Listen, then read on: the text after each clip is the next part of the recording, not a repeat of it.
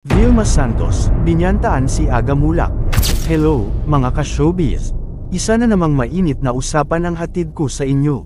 After nearly 3 decades, nagbabalik tambalan ng dalawang movie icons ng Philippine cinema, Vilma Santos at Aga Mulak.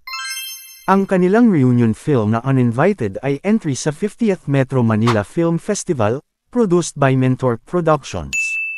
Pero, alam nyo ba, may nakakatuwang treat, si Ate VK Aga bago niya tanggapin ang pelikula. Sa grand launch ng Uninvited sa Soler North noong nakaraang Miyerkules, nagkwento si Aga kung paano siya binyantaan ni Ate V para tanggapin ang role.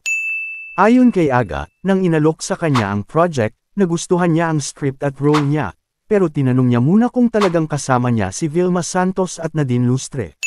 Nang makumpirma niya, kinontak agad niya si Ate V. Sabi ni Ate V, Aga, tanggapin mo na to. Kung hindi, isusoli ko na ang kandila ng kasal niyo ni Charlene.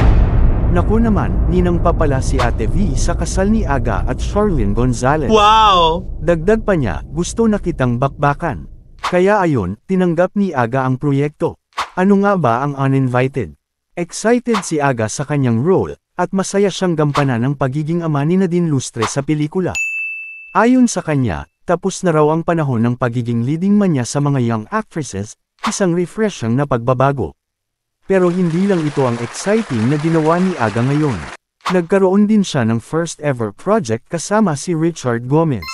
Isang commercial para sa canned tuna ang pagsasama nila, kung saan kinailangan nilang magpapayat para magbalik alindog. Wow! Imagine Aga and Goma, balik sa kanilang fit and fab days. Sabi nga nila, no invasive procedures, puro tuna diet at disiplina lang. Kaya naman, proud sila sa results. Ang saya rin makita ang chemistry ni Vilma at Aga kahit halos 3 dekada ang lumipas.